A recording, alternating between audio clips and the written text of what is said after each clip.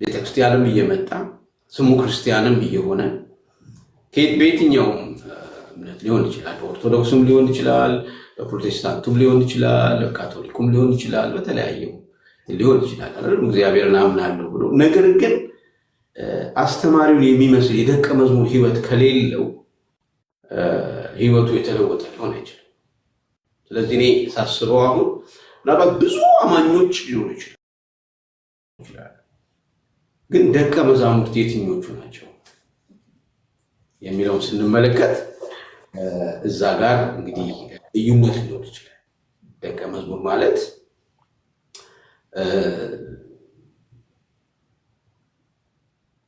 ህይወቱን ልክ እሱን የሚመስል ህይወት የሚኖር ሰው ማለት ነው።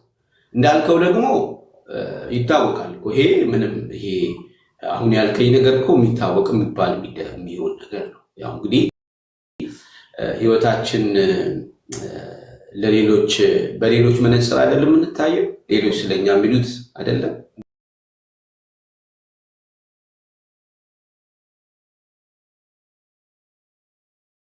የሚነገረው። ጌታ ኢየሱስ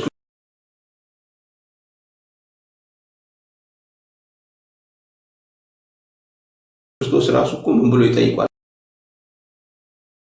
መሰለኝ? ሰዎች ስለኔ ምን ይላሉ ብሎ ጠይቋል። አንዳንዶቹ ምን ማለት ነው የሰዎችን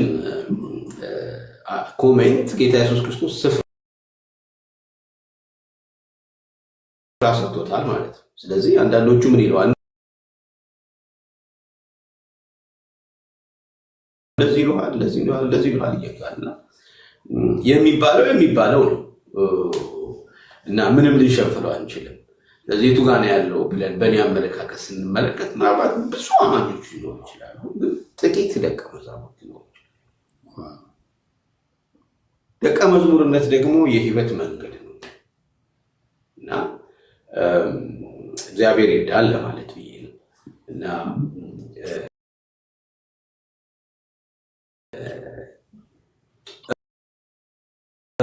እዛ ጋር ይመስለኛል ልዩነት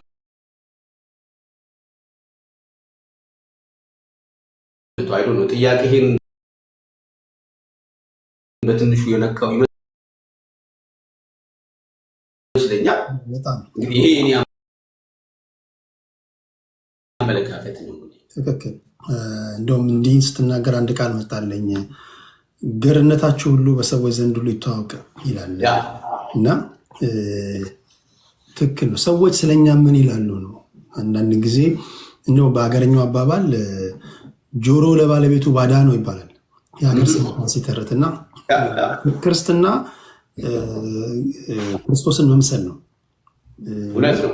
በሰዎች ዘንድ ሰዎች እኛን ሲያዩ አረማመዳችን፣ ውሏችን፣ አነጋገራችን፣ አስተሳሰባችን ይሄ ሁሉ ሰዎች ስለኛ ምን ይላሉ የሚለውን ነገር ማወቅና መጠየቅ ተገቢ ነው ብዬ አስባለሁ። እግዚአብሔር ይባርክ ፓስተር።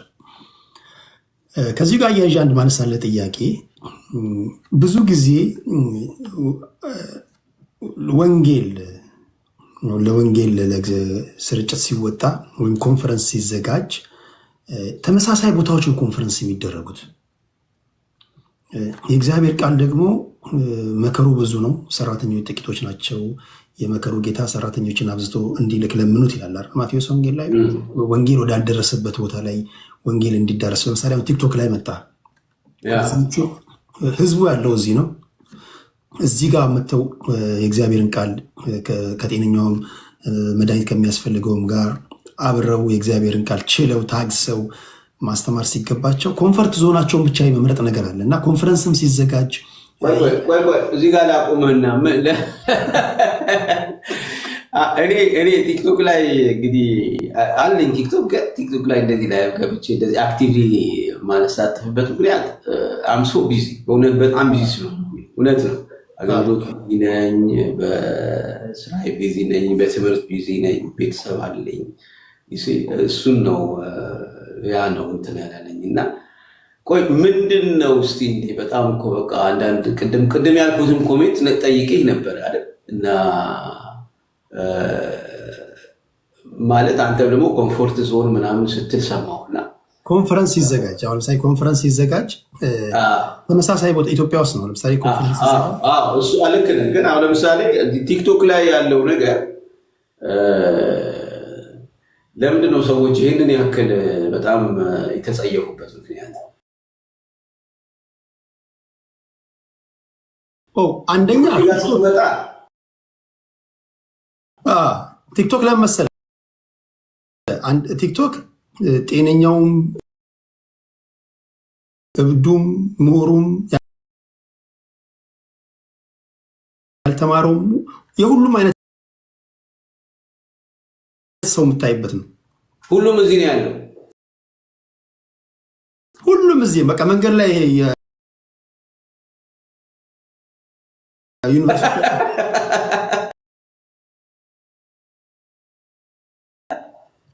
ለምሳሌ ዝም ብለህ ገብተህ እየዘመርክ እያለ ተሳዳቢ ይመጣል። ካለ ዛሬ አይቶ ማቅ ሰውዬ ዝም ብሎ በኮመንት ይጽፋል። መረበሽ የለብህም። ኦኬ ቅድም እኮ አነበብኩኝ።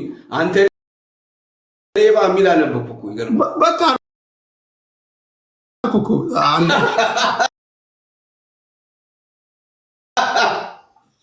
አንዳንድ ጊዜ ይሄ ሰውዬ ታውቀዋለህ ምን አድርጌው ነው ምናምን ቢዚ ያደርጋል። እና በቃ ይሄ ማለት ትንሿ ዓለም ናት። በቃ ምግብ ቤት ስትሄድ ሜኑ ይቀርብልሃል አይደል? ቀይ ወጥ፣ ክትፎ፣ ስለዚህ መርጠህ ነው በቃ እዚህ ሁሉም አሉ።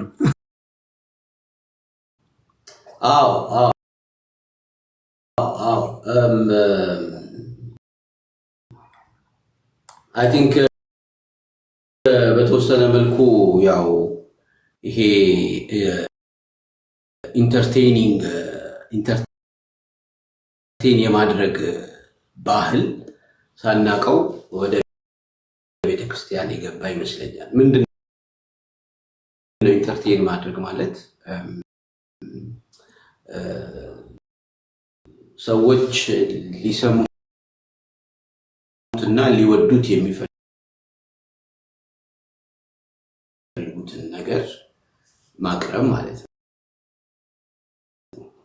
ሰዎች የተለያየ አይነት ኢንትረስት አላቸው። ስለዚህ ያንን ኢንትረስት ነው መስማት የሚፈልጉት እና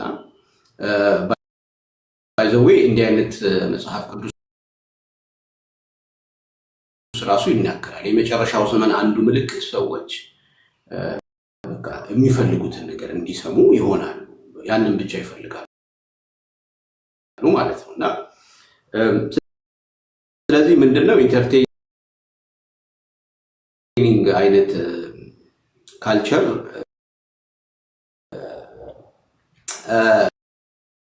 በተወሰነ መልኩ የገባ ይመስለኛል። ስለዚህ ጀስት ከፐርፎርማንስ ወይም ደግሞ ከህዝብ ቁጥር ጋር የተያያዙ ነገሮች ላይ ፎከስ ማድረግ የሚለው ነገር አሲፍ እንደ መንፈሳዊ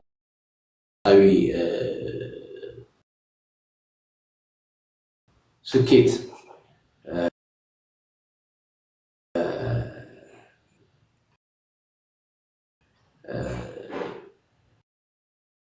እያሉ የሆነ ስለመጣ ከዛ አንጻር ያው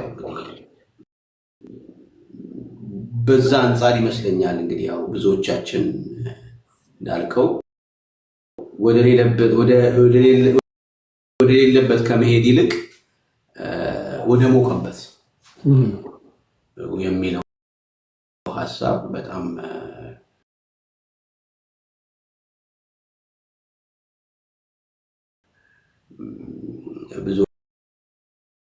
ብዙዎቻችንን ያው በጣም ኢንፍሉዌንስ ያደረገን ይመስለኛል እና ወንጌል ግን እንደሱ አይደለም። ወንጌል ዋጋ የሚያስከፍል ነገር ነው እና አይ ቲንክ እንዳልኩ ይሄ ኢንተርቴኒንግ አይነት ኢንተርቴን የማድረግ ሰዎችን ኢንተርቴን የማድረግ ካልቸር ውስጣችን ሲገባ ፎከስ የምናደርገው ከሰዎች ስሜት ጋር ነው እና ያ ነገር ይመስለኛል እንግዲህ ብዙ ወደዛ እንድንሄድ ያደረገን ነገር ይደረጋል። ኢትዮጵያ ላይ ይደረጋል። ልክ እንዳደጉት ሀገራት በአንድ በተመረጠ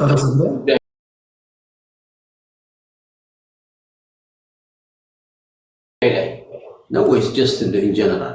ለምሳሌ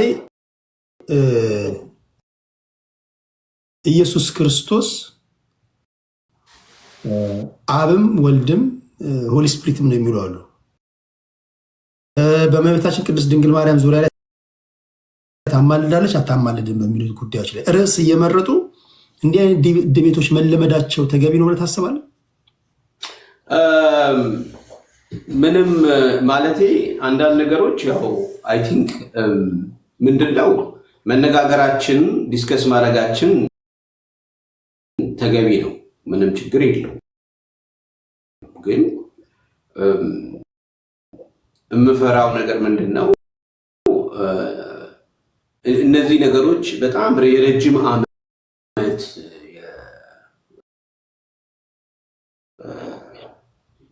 የስነ መለኮት ጥናት ይጠይቃሉ። ዝም ብለን ትንሽ ቁንጭን ነገር ይዘን መተን የምናወራቸው ጉዳዮች አይደሉም እና ፍርሃቴ ምንድነው የኛ ሰው ሲናገር ምን ይላል? ምንድነው ትንሽ ዕውቀት ይገላል ይባላል አይደል? እና ስለዚህ ዕውቀታችን ወይም ደግሞ መረዳታችን ምን ያህል በዛ ጉዳይ ላይ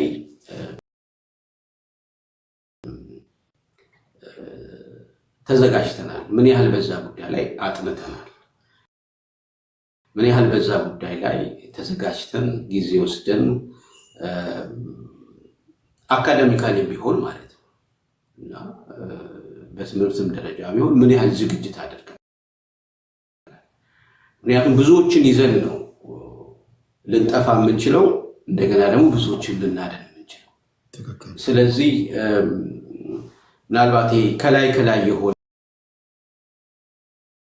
ነገር እንዳይሆን ያስፈራኛል። ሌላው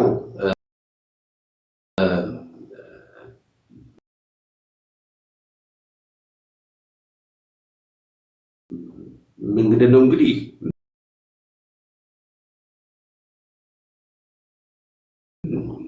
ያው የተለያየ አይነት እምነት ሊኖረን ይችላል እና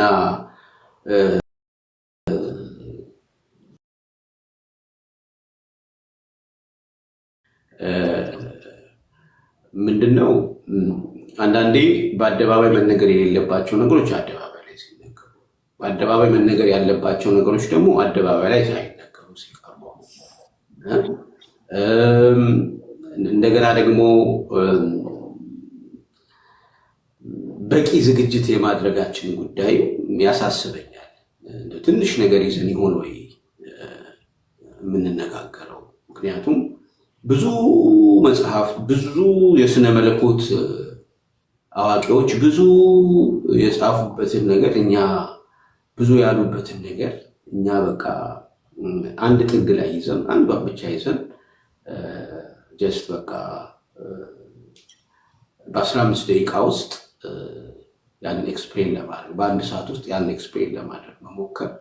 ምክንያቱም ስነ መለኮት በጣም ሰፊ ነው፣ በጣም ሰፊ ነው፣ በጣም ብዙ ዝግጅት ይጠይቃል እና ያ ያስፈራኛል እና ያው ዘመናችንም ደግሞ ያው ብዙ ነገር ይሄ ከላይ ሱፐርፊሻል የሆነ ነገር አይደል ያለው ዘመናችን ላይ እና አንደኛ በሌላውም ሳይድ ያለውን አመለካከት ለማየት ያንን ለመረዳት ያለን አንደርስታንዲንግ ምን ያህል ነው የሚለውን ነገር መረዳት ያስፈልጋል፣ ማየት ያስፈልጋል። እንደው ዝም ብለን እኛ ስለመሰለን ብቻ ሁሉ ሰው በአንድ ከረጢት ውስጥ መክተት የለብንም። ስለዚህ ምን ለማለት ብዬ ነው፣ ሰፊ ዋይድ የሆነ እንትን የሚጠይቅ ነገር ነው። ምክንያቱም እንዳለ አጠቃላይ ስትመለከተው ሁሉ ነገር አሁን ፖለራይዝድ ነው። በጣም ጥግ ፈር የለቀቃል ጥግና ጥግ ላይ የያዘ ነገር ወደዛ ነው እየሄድን ያለ ነው አይደል? አካሄዳችን እንደሱ ነው። ፖለቲካው እንደሱ እየሆነ ነው። በሃይማኖቱም ደረጃ እንደሱ እየሆነ ነው። ይሄ ማለት እምነታችንን እንሽጥ እንለውጥ ማለት አይደለም፣ ወይ ኮምፕሮማይዝ እናድርግ ማለት አይደለም። ኮምፕሮማይዝ ምን እንዴት እንደሆነ ምንድን ነው እናመቻምች ማለት አይደለም። ግን በቂ ዝግጅት ሳይኖረን ከመናገር አለመናገር ይበልጣል የሚለውን ነገር ነው እኔ ብዙ አቴንሽን ሰጥቼ የምናገረው። ወይም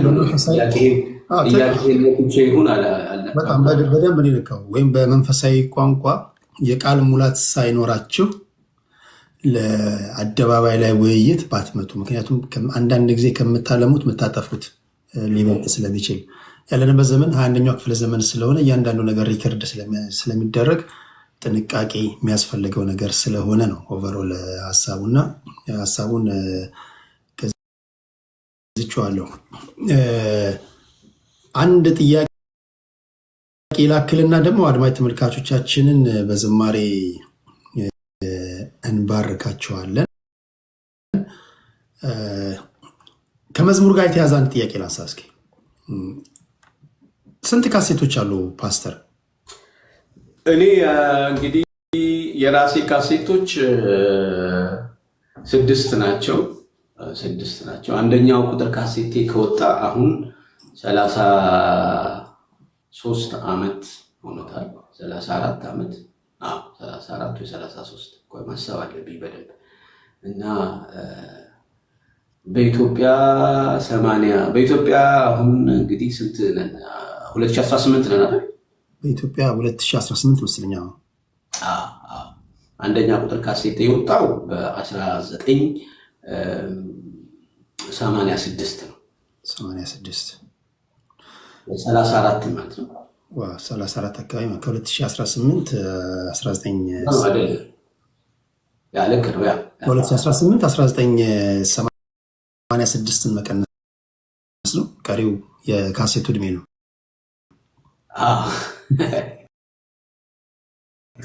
እሺ ሁለት ቁጥር ከዛ ወዲያ ወጣ። ከዛ 3 ቁጥር አሁን 6 ካሴቶች አሉ እና ሁለተኛው ቁጥር የለባርከው ጌታዬን የሚለው ነው። ሶስተኛ ቁጥር ወጥመዱ ተሰብሮ አመለጥኩኝ። አራተኛው ቁጥር ስለ ኢትዮጵያ የዘመርኩበት ነው። ኢትዮጵያ እጆችሽን የምትዘረጊበት የሚለው ነው። አምስተኛው ቁጥር እግዚአብሔር ትልቅ ነው የሚለው የዘመርኩበት ነው። ስድስተኛው ቁጥር ደግሞ ልቤ አንተን አመነ የመጨረሻው ማለት ነው። ከዛ ደግሞ ኮሌክሽኖች ብዙ ከተለያዩ ዘማሪዎች ጋር ዘምሬያለሁ። አገለግልሃለሁ የሚለው ከተለያዩ ዘማሪዎች ጋር የዘመርኩት አለ። ሌሎች ደግሞ እንደዚህ ኮሌክሽኖች ምናምን የወጡ አሉ እና ደግሞ ጀስት በሲንግል እንዲሁም ዘምራቸው አንዳንድ መዝሙሮች ደግሞ አሉ። ያው አሁን ከአገልግሎት ጋር ከመጋቢነቱም ጋር ተያይዞ እንደዚሁም ካለብኝ ኃላፊነት ጋር ተያይዞ ትንሽ ቢዚ ነኝ እና ብዙ እንዳልከው ሶሻል ሚዲያው ላይም አክቲቭ አይደለሁም። ዩቲዩብ ላይም ሌላውም ላይ እግዚአብሔር ጊዜ ይሰጠኛል ብዬ ተስፋ አደርጋለሁ። በቅርቡ እንግዲህ እና ጊዜ ሰጥቼ በደንብ እዘምራለሁ። የዝማሬን ነገር ያነሳሁት ለምሳሌ በዓለም ያሉ ሙዚቀኞች ግጥምና ዜማ ከሰው ይቀበላሉ። ኦኬ። የስነ ጽሁፍ ሰዎች አንደኛው ግጥም አንደኛው ዜማ ይስጣቸዋል። በመንፈሳዊ ዓለም ላይ ያላችሁ ሰዎች ለምሳሌ አሁን አንተን እንደ ምሳሌ ብንወስድ ግጥምና ዜማ አንተ ነው የምትጽፈው ወይስ ከሰው ትወስዳለህ? ከሰው መውሰድ ደግሞ አንዳንዶች አይ ተገቢ አይደለም የሚሉ አሉ፣ አንዳንዶች ዋይኖት የሚሉ አሉ። እና ግጥምና ዜማ ራስህ ነው የምትጽፈው? እኔ ግጥምና ዜማ ሙሉውን ራሴ ነው የምጽፈው። ግጥሙም እኔ ነኝ የምጽፈው፣ ዜማውንም እኔ ነኝ የምጽፈው፣ ሁሉን ነገር እኔ ነኝ የማደርገው። እና አይ ቲንክ በቤተ ክርስቲያን ውስጥ በተለይ በወንጌል አማኙ ያው መዝሙር እንግዲህ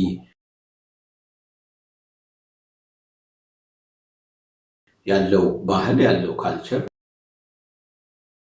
ምንድነው ያለው የተለመደው ነገር ምንድነው? ጌታ መዝሙር ሰጠኝ ነው የሚባለው። ጌታ መዝሙር ሰጠኝ። ሰጠኝ ማለት ተቀበልኩ ማለት ነው። እሱ ነው ሰጪው ማለት ነው። እኔ እቀበላለሁ። ስለዚህ ከህይወቴ ጋር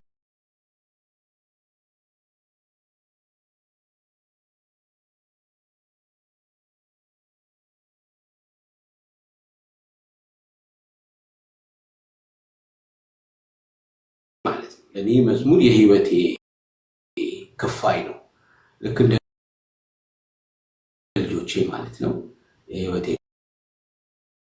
ክፋይ ነው። ከውስጥ የሚወጣ ነገር ነው። ምናልባት ከህይወት ጋር ስፔሲፊካሊ ልዩ ገጠመኝ ወይ ልዩ ቁርኝት ያለው መዝሙር አለ? ያው እንዳልከው ሁሉ መዝሙሮች የሚሰጡ እግዚአብሔር ነው የምትቀበለው። ግን እንደው በተለየ ሁኔታ ይሄ መዝሙር የምትለው አለ? ከባድ ነው ቴዲ። ያው ብዙ እጠየቃለሁ። ብዙ ያው ስለዚህ ነገር የተለያዩ ሰዎች ይጠይቁኛል። ያ እንዲህ ነው ብዬ ስፔሲፊክ የሚለው መዝሙር ለማለት ይከብደኛል። ያው የህይወቴ አካል ስለሆነ ማለት ነው። ከልጅ ልጅ አበላልጦም ይላሉ። እና ትንሽ አስቸጋሪ ነው ግን ያው ሁሉም ለኔ ትርጉም አለው። ኦኬ ይሄ ልጠይቅና ወደ ዝማሬ እንሄዳለን። 1978 ነው ወደ ጌታ ቤት እህቴ ይዛ ሄደች። ከዛ በፊት በዝማሬ የምታደምጣቸው ሰዎች ነበሩ? በስብከት ሳይሆን መዝሙራቸውን የምታደምጣቸው ወይም ከአንተ በፊት የነበሩ ዘማሪዎች እነማን ናቸው? እና በጣም ነበር የምወደው። በጣም አሁን ወደ ጌታ ሄደዋል፣ በህይወት የለም። እና ታዴ በጣም የሚገርም ዘማሪ ነው። እና ይገርማል። የመጀመሪያ መዝሙር ስጀምር ራሱ ልክ የእሱን ነበር የሚመስለው ድምፄ። ሃይስኩል እያለሁ እሱ በየሃይስኩል ህብረቶች ምናምን እየሄደ ያገለግላል። በጊታር ነበር የሚዘምረው። እና የሚገርምህ በቃ ልክ ታዴ ይዘምራል ከተባለ እኔ ሰፈሬ የቄራ ልጅ ነኝ። ነግሬሃለሁ። ቅድም አልጠየቅኝም። የት ሰፈር ልጅ ነበር አልጠየቅ። በጣም ይገርማል። ተቀይም ያለው ቴዲ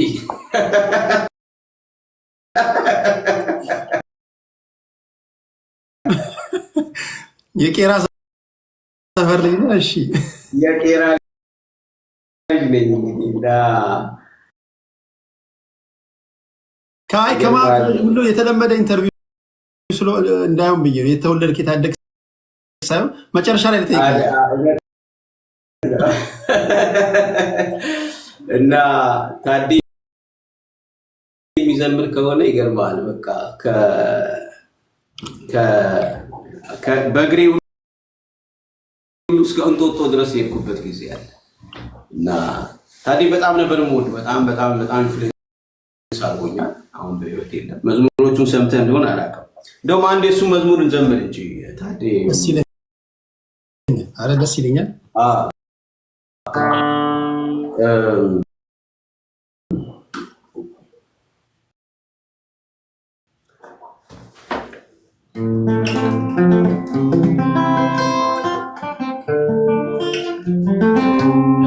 አቤኔዜር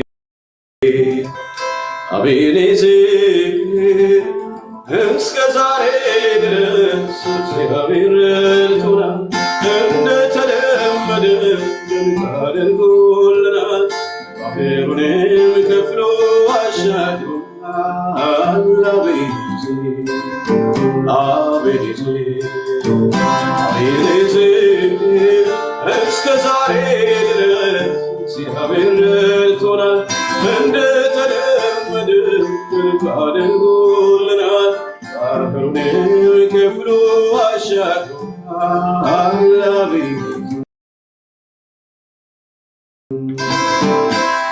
አናልፈውም ብለን ያለፍነው የእኛስ ታሪካችን ብዙ ነው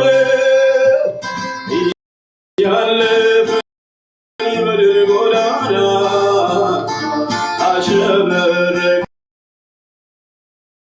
በምስጋና አናልፈውም ብለን ያለፍነው የእኛስ ታሪካችን ብዙ ነው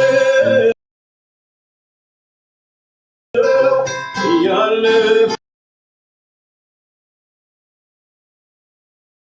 በድል ጎዳና አሸበረቅን በምስጋና አቤት አቤት እስከ ዛሬ ድረስ እግዚአብሔር ረድቶናል እንደተለመደ ድንቅ አድርጎልናል ባህሩንም ከፍሎ አሻግሮናል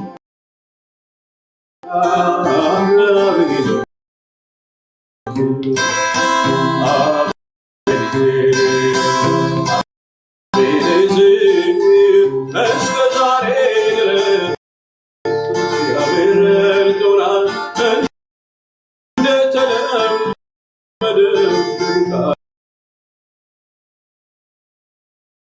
አድርጎልናል ባህሩንም ከፍሎ አሻግሮናል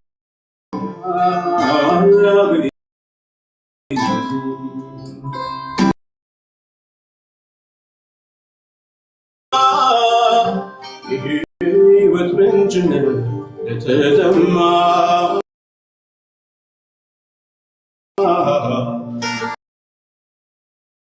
እንዲሁም በረከት ለጨለማ የሕይወት ምንጭ ነህ ለተጠማ እንዲሁም በረከት ለጨለማ እግዚአብሔር ብርሃኔና መድኃኒቴ ነው እግዚአብሔር ብርሃኔና መድኃኒቴ ነው እግዚአብሔር ብርሃኔና መድኃኒቴ ነው እግዚአብሔር ብርሃኔና መድኃኒቴ ነው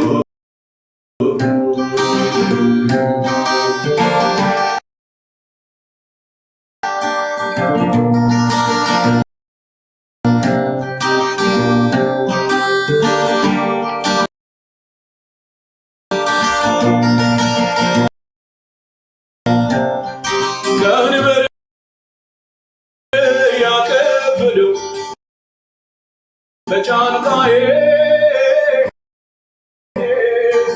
የነፍሴ ፈላጊ ባላንታዬ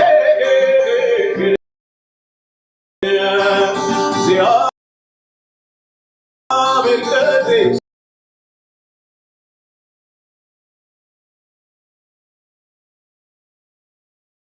አስገዛልኝ እንድቀጠቅጥ አደረገ ቢነሳብኝ ልቤ አይፈራ ጌታ ብርሃኔ ነው ለዘላለም ሰርጎ ቢነሳብኝ ልቤ አይፈራ ጌታ ብርሃኔ ነው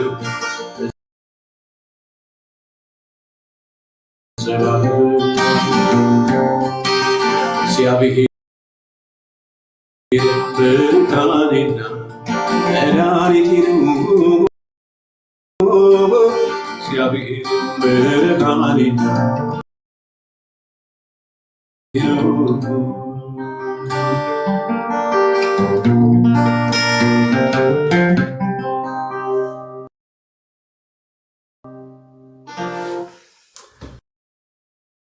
ሃሌሉያ። ዋው በጣም የሚገርምህ ከትላንት ወዲያ መኪና እየነዳሁኝ እንዳጋጣሚ አንዳንድ ጊዜ በጣም ቆየት ያሉ ዝማሬዎች ይመጡብኛል እና ታይፕ አድርጌ ፈልጌ ይህን ዝማሬ ሳደምጠው ነበር እና መዝሙር ነው እያልኩኝ ዋው አሁን አንተ ስትዘምሮ በጣም ነው የገረመኝ። አሜን ያቤን መስገን። እንዴት ነው እንግዳችን የመምጣት ተስፋ አለው እንዴ? እንዴት ነው ነገሩ? እንጠብቃለን። ኮንፈረንስ ቪዲዮ እየሰራው ነው ብሏል። ቴክስት አድርጎልኛል። አሁን ትንሽ ጠብቁኝ፣ ትንሽ አቆያቸዋለሁ ነው ያለው። እስከዛ አንተ እስከ ምን ያህል ሰዓት ነው ያለው? ከዚህ በኋላ ምን ያህል ደቂቃ ሰዓት? ከዚህ በኋላ እንግዲህ አይ ቲንክ ብዙ ሰዓት ያለኝ አይመስለኝም ቴዲ፣ አንድ 30 ደቂቃ ነገር ምናምን። በቃ 30 ደቂቃ በዛ ሰዓት ለአንተም ከወጣ በኋላ መምጣት ይችላል። ካልሆነም በሚቀጥለው እናደርጋለን ከሱ ጋር አንድ ጥያቄና በዝማሬዎች ቀሪውን ደቂቃ እናገባደዋለን ማለት ነው። ምናልባት በጣም ብዙ የእግዚአብሔር ሰዎች እያየሁኝ ነው ገብተው ለመጠየቅ የሚፈልጉ ግን እናንተ ፓስተር ተስፈሽ ብዙ ሰዓት ስለሌለው ሌላ ተለዋጭ ቀጠሮ እንይዛለን። እንዲህ ቲክቶክ ላይ ካለማመድ ነው እንዴት እንደሆነ ካሳየ ነው እንዳይፈራ። ይሄ እዚህ ውስጥ ይመጣል፣ ደጋግሞ ይመጣል፣ ችግር የለውም። ቆዳይ ጠንከር እንዲያደርገው መጸለያ ሻን ሰፋ ማድረግ ነው።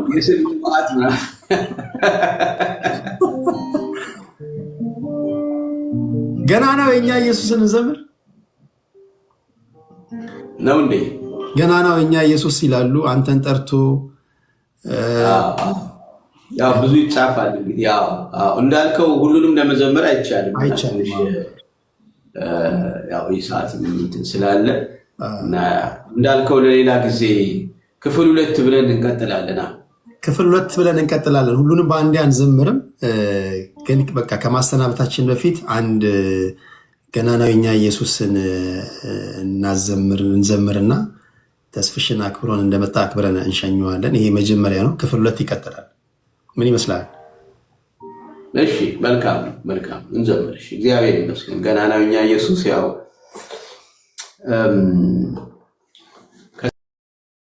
ከሰማያት ሰማያት ከዙፋኑ ወርዶ የዕዳውን ጽሕፈት በደሙ አስወግዶ ምስኪን መስሎ መጥቶ ዲያብሎስን ቀጣ። በጨለማ ላሉት አዲስ ፀሐይ ወጣ። ጎስቋላና ድሃ ምስኪን የሕማም ሰው ባየነውም ጊዜ ደምግባት የሌለው ፍቅር ኃይሉ ሆነች፣ ድካሙ በረታ። ማንም ሳያግዘው ዲያብሎስም መታ። መቼ ነው የጻፈው? መቼ ነው የጻፍከው? ይሄን ዓመተ ምሕረቱን ነው? አዎ ካስታወስኩ በጣም የሚገርም እስካሁን እኮ ፓወርፉል እንደሆነ የቀጠለ መዝሙር ነው። አዎ ዓመተ ምሕረቱ እንግዲህ በ1985 86 አካባቢ ማለት በኢትዮጵያ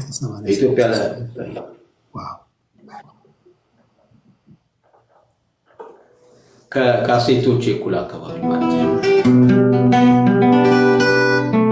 86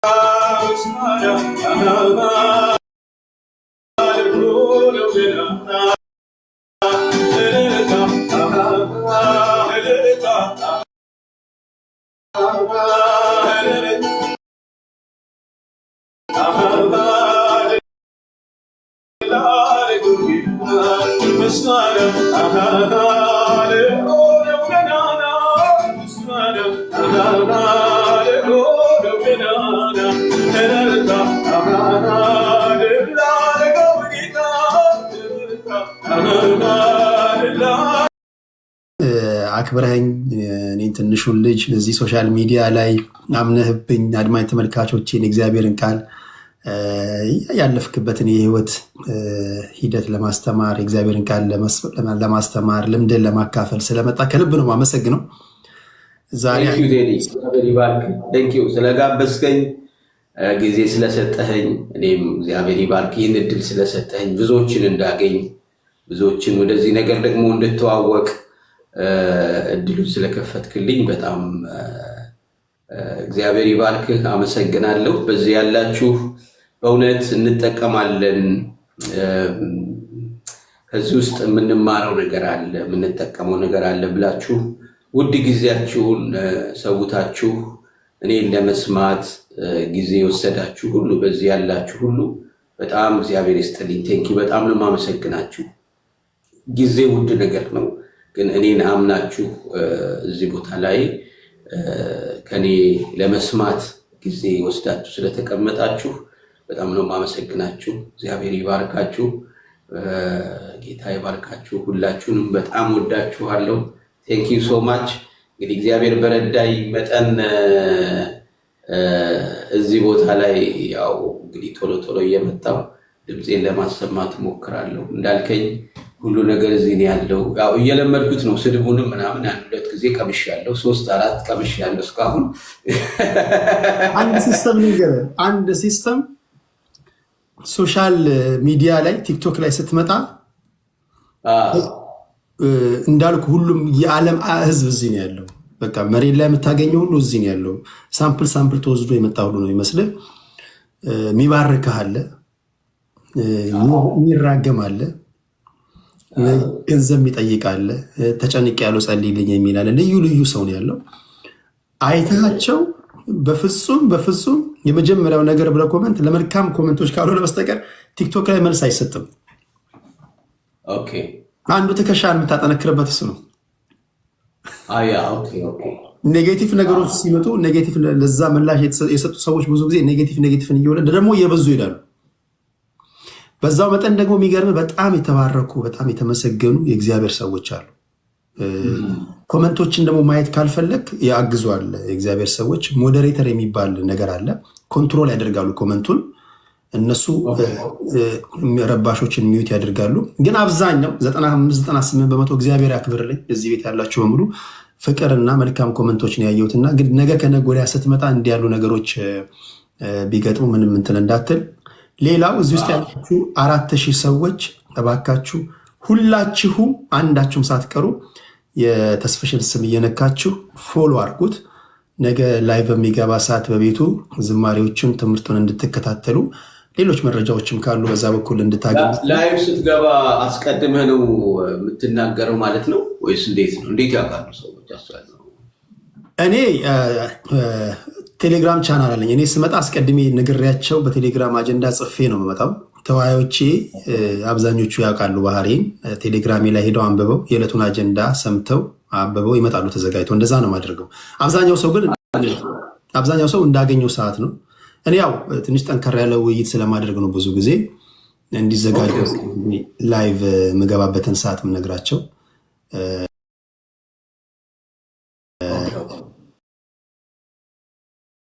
አንተም ስትገባ ላይቭ የምትገኝበትን ሰዓት ወይ በፌስቡክ ወይም ደግሞ ሼር ማድረግ ትችላለህ፣ ወይ በቴሌግራም ሼር ማድረግ ያለህበትን እንዲያውቁ ማለት ነው። ቀላል ነው። ይሄ ነው እንግዲህ ህዝቡ ያለው እዚህ ከሆነ ህዝቡ ያለበት ነው መገኘት። እግዚአብሔር ይመስገን። እውነት ነው። ልክ ነህ። በጣም ቴንኪው ይህንን እድል ስለከፈትክልኝ እግዚአብሔር ይባርክ። በጣም ቴንኪው። ደግሞ ከስር ኮሜንቶችንም ያለው እኔ የኦርቶዶክስ እምነት ተከታይ ነኝ፣ ግን መዝሙርን እሰማለሁ፣ ባረካለሁ። እግዚአብሔር ሲመሰገን ደስ ይለኛል የሚሉ ኮሜንቶችን አይቻለሁ። እግዚአብሔር ይባርካችሁ።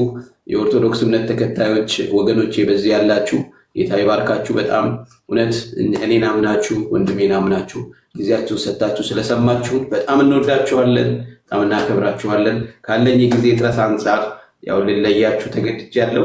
በሚቀጥለው ግን ያው በሰፊው እገኛለሁ። እግዚአብሔር ይባርካችሁ።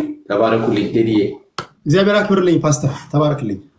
እኔ ያስወጣሃለሁ፣ ችግር የለውም። እዚህ ጋር አንተ መውጣት ትችላለህ። እኔ እንዲቀልህ እንዲህ ላድርግ፣ ላስወጣ። 1 2 3 እሺ፣ እንዴት ነበር? በጣም ትሁት የእግዚአብሔር ሰው ነው ዛሬ በጣም በባትሪ ቢፈለግ ራሱ ለማግኘት አስቸጋሪ ነው። ካለው ጊዜ መጣበብ አኳያ ነው፣ ከሌላ ነገር ሳይሆን ካለው ጊዜ መጣበብ አኳያ ነው። ይህን ቀጠሮ ለማመቻቸት ብዙ ጊዜ ነው የፈጀብኝ። አንድ ጊዜ ሲመቻቸው፣ አንድ ጊዜ ሳይመቻቸው እንዲህ ነው እና ብዙ ጉዳዮችን ስለሚያደርጉ ነው። የቤተሰብ አገልጋይ አስተዳዳሪዎችም ናቸው፣ የተለያዩ ስራዎችም አሏቸው። አይመችም። ይህን የተጣበበ ጊዜ አስተካክሎ ስለመጣና ጥያቄዎችን በዝማሬም ወደ እናንተ ስለቀረበ ከልብ ከልብ ነው የማመሰግነው። ፓስተር ተስፋዬ ጫላ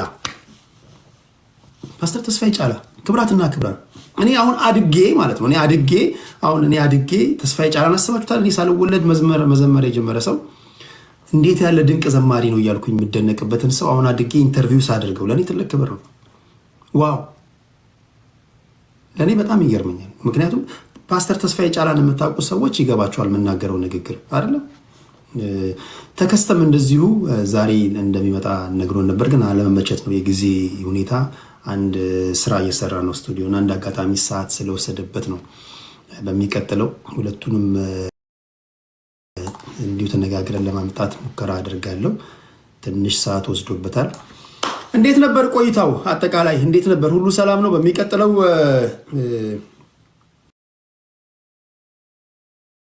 ልክ እንደዚሁ ጊዜ ስናገኝ ከኢትዮጵያ ኦርቶዶክስ ተዋሕዶ ቤተክርስቲያን ሁለት በብዙ የሚወደዱ ዘማሪዎችን በማምጣት ብችል ደስ ይለኛል። እስኪ እነማን ይምጡ? እስኪ ማንን ላምጣላችሁ?